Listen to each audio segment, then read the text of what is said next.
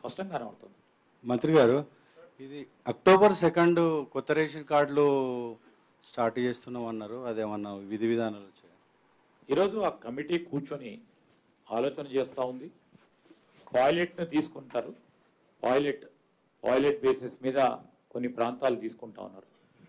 ఆ పాయిలెట్లో ఆ family cards అమలు చేసిన తర్వాత అక్కడ చిన్న చిన్న ఏదైనా అంశాలు ఉంటే తీసుకొచ్చి మళ్ళా దాంట్లో ఇంకేమైనా సవరణలు చేయన్నా, ఇంకా ప్రజలు ఏం కోరుతా ఉన్నారు చూసి ముందుకు తీసుకెళ్ళటం జరుగుతుంది. ఈ దేశంలో చాలా నదులు ప్రక్షాళన చేశారు, కానీ 1,50,000 కోట్ల రూపాయలు మూసీలో పోసేందుకు తెలంగాణ ప్రభుత్వం సిద్ధమైంది, పెద్ద స్కామ్ అంటున్నారు.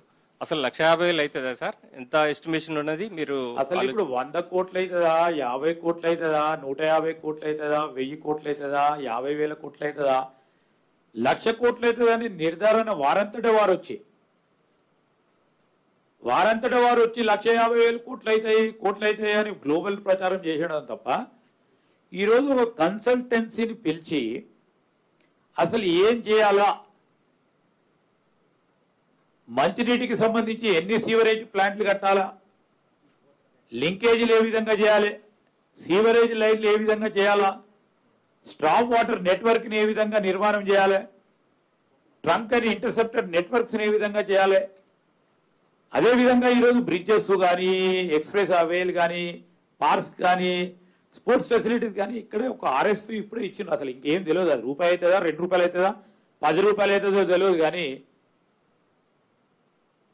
వారు 1,00,000 కోట్లు కాళేశ్వరం ఖర్చు పెట్టినట్టు దీన్ని కూడా ఖర్చు పెట్టే కార్యక్రమం చేస్తారు, కార్యాచరణ తీసుకుంటారని వారు భ్రమపడితే దానికి జవాబు చెప్పమంటే ఎట్లా బ్రదర్? మంత్రి గారు,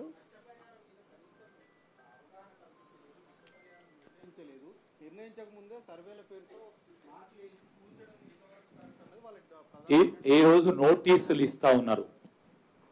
రెండో పక్షాన సివిల్ సొసైటీకి సంబంధించిన అనేక మంది పెద్దలతో మాట్లాడుతూ ఉన్నారు, అక్కడ ఉన్న ఆ కాలనీ వాసులతో మాట్లాడుతూ ఉన్నారు. ఇప్పుడున్న R&R కు సంబంధించి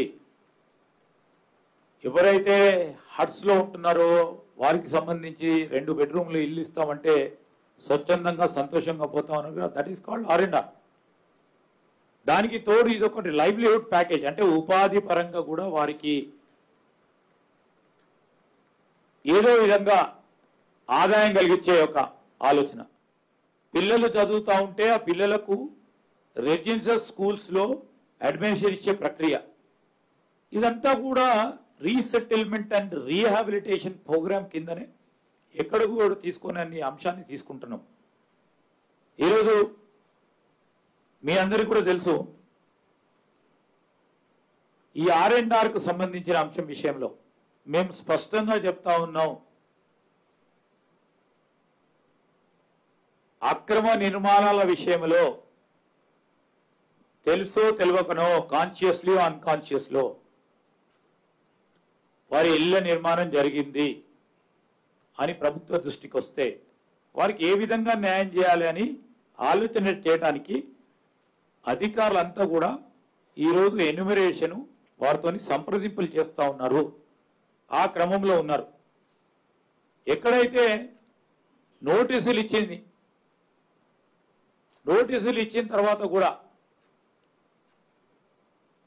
ఇంకా పోకుండా ఉంటే ఆ నోటీస్ సమయం అయిపోయిన తర్వాత ఓ కార్యాచరణ తీసుకొని ముందుకెళ్తా ఉన్నాం.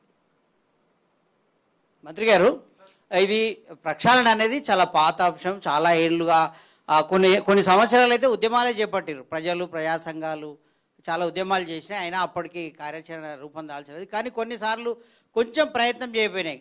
చంద్రబాబు నాయుడు సీఎం హయాంలో కొంత పని జరిగింది, తర్వాత వైఎస్ హయాంలో కొంత జరిగింది. అదే ఇప్పుడు మళ్ళీ తెర మీద తెస్తున్న ఈ మూసి ప్రక్షాళన ఇప్పుడైనా పూర్తి స్థాయిలో జరుగుతుందా, అట్లాగే మధ్యలో ఆగిపోయే అవకాశం ఉన్నది? దీంట్లో స్పష్టమైన పాలసీ ఏమైనా ఉందా? ఇప్పుడు ఒక్కటే చెప్తాను, పేదవారికి ఇబ్బంది జరగకుండా, సామాన్య ప్రజానికానికి ఇబ్బంది జరగకుండా తప్పకుండా మూసి ప్రక్షాళన చేయడం జరుగుతుంది. సార్ ఇప్పుడు సార్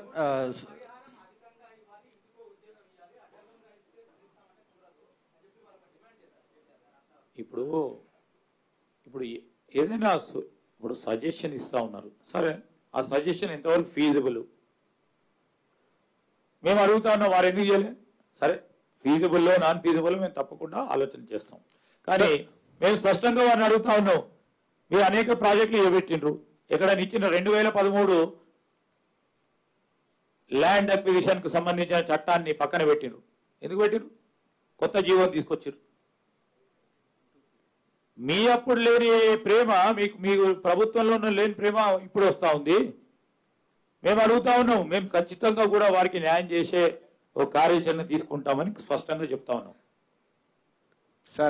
సార్ నిన్న చంచల్గూడ దగ్గర ఈ చాదర్ఘాట్ వాసులను ఎవరినైతే అక్కడ డబుల్ బెడ్రూమ్ ఇండ్లు ఇచ్చిండ్రో అక్కడ వాళ్ళు పోయేసరికి ఆల్రెడీ వేరే బ్యాచ్ వాళ్ళకు ఆల్రెడీ ఆ ఇండ్లు అలాట్ అయిపోయినాయి.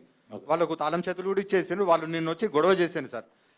అదొకటి. ఇంకొకటి నిన్న ఈ జుల్ఫికార్ అలీ ఇంకా ముగ్గురు ఎమ్మెల్యేస్ కౌసర్ ముబీన్ అండ్ కౌసర్ వాళ్ళ ముగ్గురు ఈ ఆడియోను బెదిరించారు గోల్కొండ ఎంఆర్ఓ ఆఫీస్లో, మీరు మా ఇలాకాలోకి రావద్దు అని.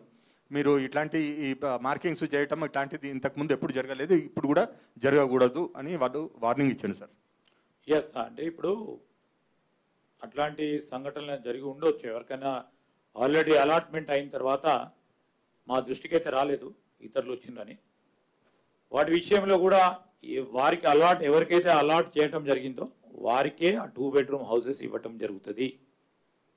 ఇంకెవరైనా 2 బెడ్రూమ్ హౌసెస్ ఖాళీ మంచి నీటి వసతి పెంచి కరెంట్ ఇచ్చి స్పష్టంగా ఉండటానికి అన్ని సౌలతులు కల్పించిన తర్వాత ఎవరో సడన్గా వచ్చి ఉంటే అది ఖచ్చితంగా ప్రభుత్వం యాక్షన్ తీసుకుంటుంది. ఈరోజు మూసీ నదికి సంబంధించిన భూ నిర్వాసితులకు ఫస్ట్ ప్రయారిటీ వారికి ఇవ్వటం జరుగుతుంది.